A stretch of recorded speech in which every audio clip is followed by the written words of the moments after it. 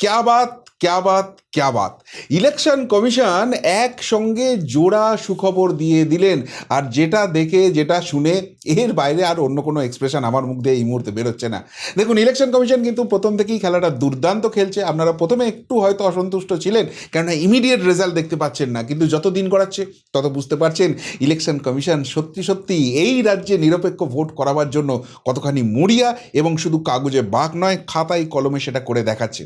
প্রথমেই তো উপরতলাকে একদম সাফ করে দিয়েছে দিদিমণি পেয়ারের লোকেদের, যারা ভোটটা ম্যানেজ করতো। তারপর মাঝের তলা ওসি থেকে আরম্ভ করে এসপি, ডিএম যারা আছে তাদেরকে সরিয়ে দিয়েছে। এবার নিচু তলার সাফাই অভিযানটা শুরু হয়েছিল, অর্থাৎ ওসি সরে যাচ্ছে, একদম যারা বিডিও লেভেলের আছে তারা সরে যাচ্ছে। মানে এই ভোট গুন্ডাদের যারা ফ্রি মাঠটা তৈরি করে দিত খেলার জন্য, তাদেরকে সরিয়ে দেওয়া হচ্ছে। ফলে খুব অস্বস্তিতে আছে, হাইকোর্টে গিয়ে লাফালাফি করছে। কিন্তু তার মাঝখানেই জোড়া সুখবর, একটা হচ্ছে পরিযায়ী শ্রমিকদের জন্য, আর একটা হচ্ছে এবার ভোট মস্তানদের প্যাকেট করার কাজ শুরু হয়ে গেছে। প্রথমেই পরিযায়ী শ্রমিকদের খবরটা দিয়ে শুরু করি। ভোটের জন্য বিশেষ ট্রেন মিলবে গোটা এপ্রিল জুড়ে, ভিন রাজ্য থেকে আসতে পারবেন এ রাজ্যের ভোটারেরা।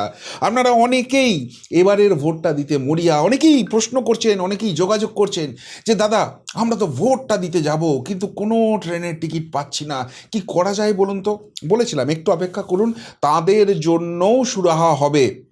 আর এবার এবার সারা ভারতবর্ষে যে লক্ষ লক্ষ পরিযায়ী শ্রমিক বাংলার ছেলে মেয়েদের গিয়ে থাকতে হয়েছে, তাদের ভোটের দিন ফেরত আনার ব্যবস্থা করা হচ্ছে। গোটা এপ্রিল মাস জুড়ে এই ট্রেন চলবে, এবং সবথেকে গুরুত্বপূর্ণ, হয়তো তারা এসে নিজেদের ভোটটা নিজেরা দিতে পারলে আর তাদেরকে এইভাবে পরিযায়ী হয়ে বাইরের রাজ্যে পড়ে থাকতে হবে না। নিজের পরিবার পরিজন ছেড়ে তারা এই রাজ্যেই সসম্মানে কাজটা করতে পারবেন, এবং যে টাকাটা ইনকাম করছেন বাইরের রাজ্যে সেটা এই পশ্চিমবঙ্গের বুকে বসে করতে পারবেন। ফলে বাইরের রাজ্যে থাকতে খেতে যে মোটা 10-12 হাজার টাকা বেরিয়ে যাচ্ছে, সেটাও এবার তাদের সাশ্রয় হবে। সেই রাস্তা কিন্তু সুগম করে দিচ্ছে ইলেকশন কমিশন। কি ট্রেন আসছে, কোথায় কোথায় আসছে, আপনাদের একটু ডিটেলসে জানাই, তাহলে আপনাদের বুঝতে সুবিধা হবে। বলা হচ্ছে 1 এপ্রিল থেকে 30 এপ্রিল, মানে 23 আর 29 তারিখ ভোট, কিন্তু তার আগেই যদি কেউ চলে আসতে পারে।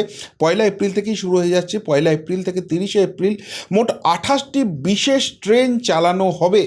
এই ট্রেনগুলোর মধ্যে কোনো ট্রেন হচ্ছে সাপ্তাহিক উইকলি চলবে, কোনো ট্রেন আবার সপ্তাহে দুবারও চলবে। পাটনা, হাজিপুর, অসম, মুম্বাই, ওড়িশা, চেন্নাই, তারপর বেঙ্গালুরু, নাগপুর প্রভৃতি বিভিন্ন, তিরুঅনন্তপুরম, যেখানে যেখানে আমাদের এই রাজ্যের ছেলেমেয়েদের গিয়ে থাকতে হচ্ছে, পড়ে থাকতে হচ্ছে, তারা কিন্তু ফেরত আসার চান্স পাবে। এবং এই ট্রেনগুলোর কোনোটা হাওড়া থেকে ছাড়বে, কোনোটা আবার কলকাতা স্টেশনে এসে পৌঁছবে।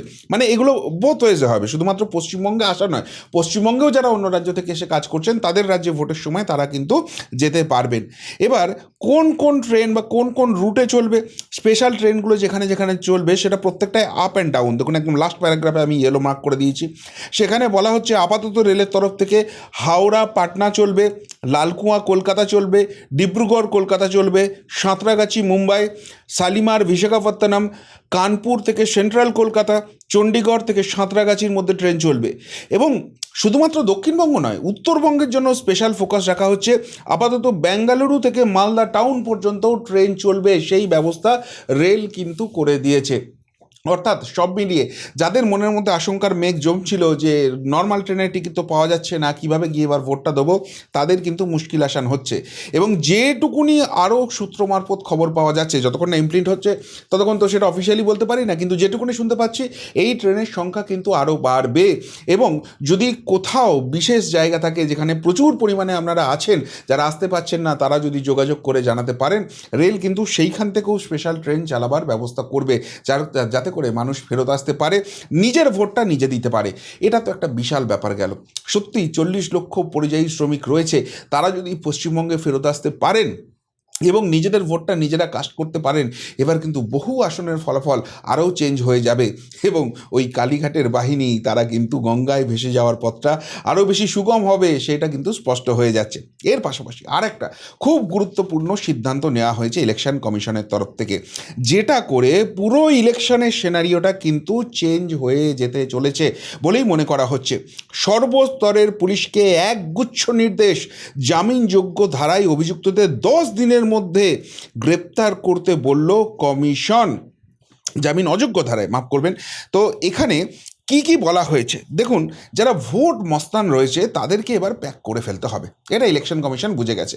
নাহলে যতই ওই ডিএম, এসপি, সচিব লেভেলের, বিডিও লেভেলের, ওসি লেভেলের যতই সরানো হোক না কেন, আলটিমেটলি এই গুন্ডা বদমাইশগুলো যাদেরকে লাখ লাখ টাকা অনুদান দেওয়া হয় ওই মচ্ছপ টচ্ছপ করতে আর কি, যে ভোটের সময় আমাকে করে দাও ক্লাবের অনুদান বলে, পুজোর অনুদান বলে, তাদেরকে যদি প্যাক করা না যায় তাহলে কিন্তু ভোটটাকে বাঁচানো যাবে না, নিরপেক্ষ ভোট হবে না। আর সেইটা করতে গেলে মাল্টি স্টোরেজ সিস্টেম তৈরি করতে হবে। কিভাবে মাল্টি স্টোরেজ সিস্টেম করতে হবে একটু ডিটেলসে বলছি, তাহলে আপনারা বুঝতে পারবেন। প্রথমেই এটাকে 3টে ভাগে ভাগ করা হয়েছে। একটা এসডিপিওদের নির্দেশ দেওয়া হয়েছে, একটা ওসিদের নির্দেশ দেওয়া হয়েছে, এবং আরেকটা হচ্ছে একদম থানার সর্বস্তরে তাদেরকে নির্দেশ দেওয়া হয়েছে। কি কি? প্রথমেই এসডিপিওদের যেটা বলছি, সেখানে হচ্ছে যাদের বিরুদ্ধে জামিন অযোগ্য পরোয়ানা রয়েছে তাদেরকে নেক্সট 10 দিনের মধ্যেই গ্রেপ্তার করে ফেলতে হবে। আপনারা জানেন যে জেলের বা কারা বিভাগের যিনি ডিজি আছেন তাকেও ইলেকশন কমিশন চেঞ্জ করে দিয়েছে। কেননা অতীতের ইলেকশন ইতিহাস ঘেঁটে দেখা গেছে এই যারা মার্কা মারা গুন্ডা, বদমাইশ, ফেরেববাজ, তাদেরকে ঠিক ভোটের আগে ছেড়ে দেওয়া হয়, তাদের জামিনটা করিয়ে দেওয়া হয়, এবং তারা কেউ প্যারোলে মুক্তি পায়, কেউ জামিনে মুক্তি পায়, করে তারা এসে ভোটটা লুটপাট করে দেয়। আবার কেউ কেউ জেলে থাকা অবস্থাতেও অভিযোগ উঠেছে যে তার জেলে থাকার কথা, কিন্তু ভোটের দিন বেরিয়ে গেছে, মস্তানিটা করেছে, আবার জেলে চলে গেছে। তাদের বিরুদ্ধে যখন অ্যাকশন নিতে নেওয়া গেছে তখন বলছে এরা তো জেলে ছিল, সেই অ্যালিবাই দেখিয়ে এদেরকে কিছু করা যায়নি। সুতরাং এবারে আর সেটা হইব না। এবারে যাদের বিরুদ্ধে জামিন অযোগ্য পরোয়ানা আছে অথচ বাইরে এখনও বুক ফুলিয়ে ঘুরে বেড়াচ্ছে, ফেরেববাজি করে বেড়াচ্ছে, তাদেরকে অ্যারেস্ট করো, 10 দিনের মধ্যে গ্রেপ্তার করো। যারা ইতিমধ্যেই পলাতক, সেই পলাতক অপরাধীদের তালিকা তৈরি করতে বলে দেওয়া হয়েছে। যারা ঘোষিত অপরাধী তাদের তালিকাও তৈরি করতে বলা হয়েছে, এবং শুধু তালিকা তৈরি করে ইলেকশন কমিশনে জমা দিলেও হবে না, এদেরকে গ্রেপ্তার করতে বিশেষ অভিযান চালাতে হবে, এবং যদি প্রয়োজন হয় সেই বিশেষ অভিযান চালিয়েও যদি এদেরকে ধরা না যায় তাহলে প্রয়োজনে লুকআউট নোটিশ, লুকআউট সার্কুলার জারি করতে হবে, করে এদেরকে বার করতে হবে। অর্থাৎ সাধারণ মানুষেরও সাহায্য নাও, এই ফেরেববাজগুলো কোথায় লুকিয়ে আছে বলো, এবং সেই রিপোর্ট আমাদেরকে দাও। এবার যদি আপনারা বলবেন এই রিপোর্ট চেয়ে এইসব করে তো হয়ে গেল, কিন্তু এরা যদি আলটিমেটলি কাজ না করে, দাঁড়ান সেই ব্যবস্থাও আছে ইলেকশন কমিশন, সেখানেও কড়া ডোজ দিচ্ছে, সেটা একটু পরে বলছি। এবার ওসিদের জন্য কি নির্দেশ গেছে? ওসিদের জন্য একদম বিধানসভা ধরে ধরে সেই বিধানসভার মধ্যে অশান্তি প্রবণ এলাকা চিহ্নিত করে ইলেকশন কমিশনকে রিপোর্ট পাঠাতে হবে, এবং তার সঙ্গে আগের নির্বাচনে জড়িত যেসব গুন্ডা এবং দুষ্কৃতীরা রয়েছে বলে অভিযোগ উঠেছে, সমাজবিরোধীরা রয়েছে বলে অভিযোগ উঠেছে, তাদেরকেও চিহ্নিতকরণ করতে হবে। এটা ওসিদের উপর দায়িত্ব গেছে। আর এবার থানাদের জন্য মোট 16 দফার নির্দেশিকা ইলেকশন কমিশন পাঠিয়ে দিয়েছে, যার মধ্যে গুরুত্বপূর্ণ পয়েন্টগুলো আপনাদের বলছি। রাজনৈতিক দলগুলোর ঝামেলা চিহ্নিত করতে হবে। যখনই কোথাও কোনো রাজনৈতিক দলের র্যালি হয়, সেখানে বিপক্ষ শিবির থেকে যদি ঝামেলা করে, কোথায় কোথায় হচ্ছে, কারা কারা করছে, কোন কোন গুন্ডামস্তান সেই রাজনৈতিক আশ্রয়ের মধ্যে রয়েছে, সে যে দলেরই হোক, তাদেরকে চিহ্নিত করো। নাম্বার 1, এলাকার প্রত্যেকটা হোটেল, লজ, ধর্মশালা যেখানে যা আছে নিয়মিত চেক করতে হবে, এবং বহিরাগত কারা কারা থাকছে, তাদের কোনো রকম কোনো ইন্টেনশন রয়েছে কিনা তার ডিটেলস রিপোর্ট ইলেকশন কমিশনে জমা করতে হবে। নির্বাচনের যারা কর্মচারী রয়েছেন সেই নির্বাচনের কর্মীদের নিরাপত্তা সুনিশ্চিত করতে হবে। কেউ যদি কোথাও হুমকি পায় তাহলে সেই হুমকি পাওয়া ব্যক্তির নিরাপত্তা সুনিশ্চিত করতে হবে। যারা ভিআইপি রয়েছেন, ক্যান্ডিডেট হোক, রাজনৈতিক কর্মী হোক, সমাজের মানুষ হন, প্রত্যেকের নিরাপত্তা নিশ্চিত করতে হবে। কোনো এলাকায় গণ্ডগোল হলেই, সেই খবর পেলেই দ্রুত ব্যবস্থা নিতে হবে। নাকা পয়েন্ট বাড়াতে হবে, এবং নাকা পয়েন্টে সিসিটিভির পুরো মনিটরিংয়ের ব্যবস্থা থাকতে হবে, এবং এখানে নাকা চেকিং যেগুলো রয়েছে সেগুলো জোরদার চেকিং করতে হবে, উপর চেকিং করে ছেড়ে দিলে হবে না। অপরাধপ্রবণ ও মাদক এলাকায় বিশেষ অভিযান চালাতে হবে, এবং এর সঙ্গে যারা যুক্ত রয়েছে অপরাধী এবং মাদক ব্যবসায়ী, তাদেরকে অ্যারেস্ট করতে হবে, জেলে পুরতে হবে। এবার আপনারা বলবেন এগুলো শুনতে তো খুব ভালো লাগছে, কিন্তু সত্যি সত্যি এগুলো ইমপ্লিমেন্ট হবে তো? ইলেকশন কমিশন এই সমস্ত নির্দেশিকা জারির সঙ্গে সঙ্গে একটা স্পেশাল লাইন যোগ করে দিয়েছে, সেটা হচ্ছে যতক্ষণ ইলেকশন চলছে আপনারা সমস্ত সরকারি কর্মচারী ইলেকশন কমিশনের অন্তর্ভুক্ত। সুতরাং যদি এখানে মনে হয় কেউ কর্তব্যে গাফিলতি করছে, তাহলে কাউকে রেয়াত করা হবে না, কঠিনতম শাস্তির ব্যবস্থা করা হবে। এবার মাথায় রাখবেন, ইলেকশন কমিশন যদি কাউকে শাস্তি দেয়, সেই শাস্তি একমাত্র ইলেকশন কমিশন বললেই উঠবে। অর্থাৎ ওই দিদিমণি বলছে না আমার হয়ে কাজ করে দাও ভাই, তোমাদের ইলেকশন কমিশন তো 3 মাস থাকবে, তারপর 5 বছর আমার আন্ডারে থাকবে, আমি সবাইকে সসম্মানে ব্যবস্থা করে দেবো। না, পারবে না। ইলেকশন কমিশন যদি সাসপেন্ড করে, সাসপেনশন তুলতে পারে একমাত্র ইলেকশন কমিশন। ইলেকশন কমিশন যদি জেলে পড়ে, তার মেয়াদ শেষ হলে তবে সে জেল থেকে বেরোবে, নাহলে ইলেকশন কমিশন অভিযোগ তুলে নিলে তবে হবে। এত সহজ জিনিস এবার হবে না।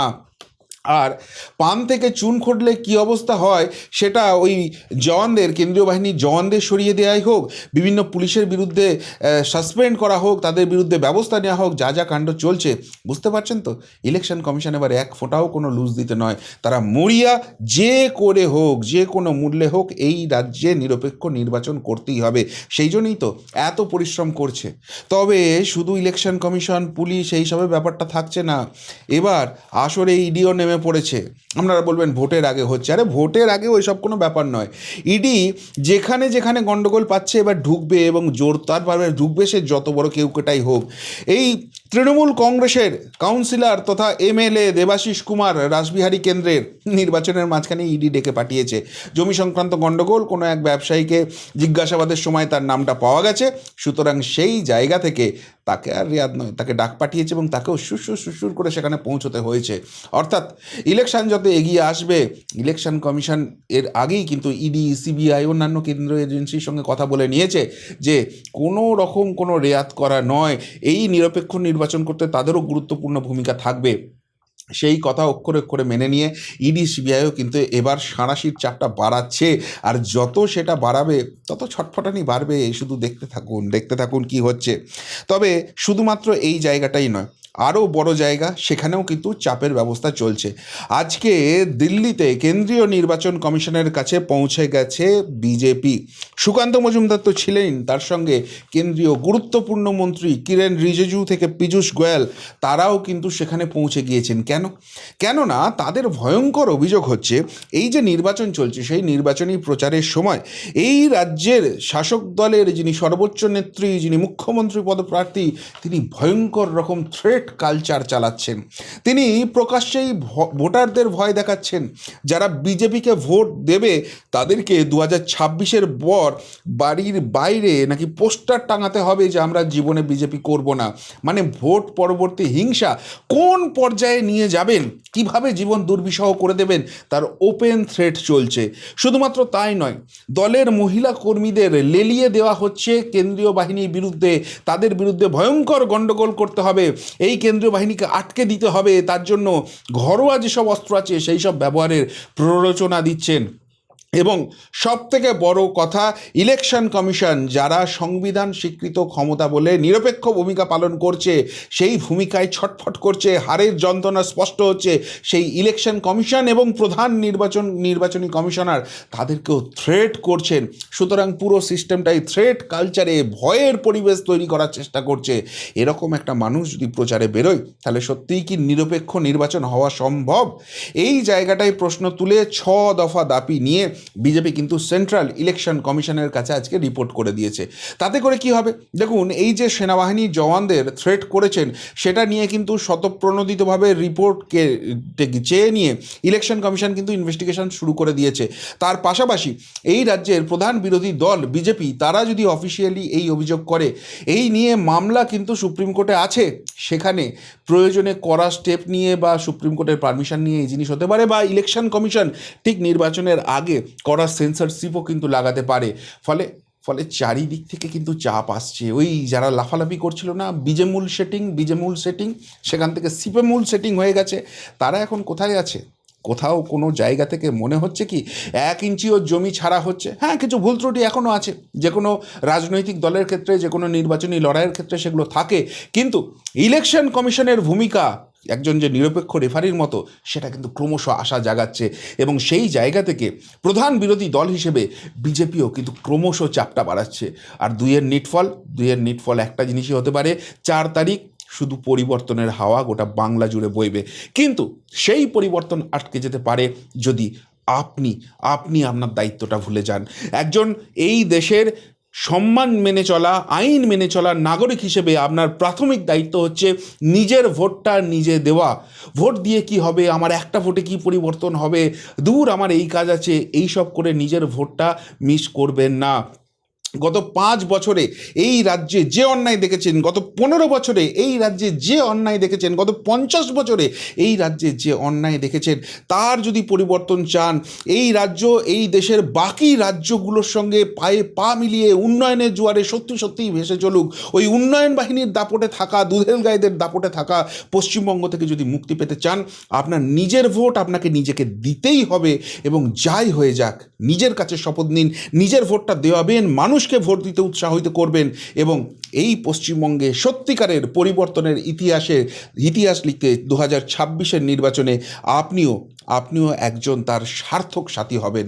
আর না হলে এত কিছুর পরও কিন্তু পরিবর্তন থমকে যাবে, এবং সেটা যদি হয় তাহলে কিন্তু হরগোবিন্দ দাস, চন্দন দাসের মতো আপনার পরিবারের, আপনার নিজের অবস্থা হতে পারে সেদিনকে মাথা চাপড়ানো, কপাল চাপড়ানো ছাড়া আর কোনো অপশান পড়ে থাকবে না। ফলে নির্বাচন কমিশনকে তাদের কাজ করতে দিন, রাজনৈতিক দলগুলোকে তাদের কাজ করতে দিন, আপনি আপনার কাজটা করার জন্য নিজের কাছে শপথ নিন। কি বলবেন এই নিয়ে? যদি কিছু বলার থেকে অবশ্যই কমেন্ট বক্সে কমেন্ট করে জানান। এখনকার মতো এখানেই শেষ করলাম, ফেরত আসছি নতুন প্রতিবেদন নিয়ে খুব তাড়াতাড়ি। ভালো থাকবেন, সাথে থাকবেন, পাশে থাকবেন। নমস্কার।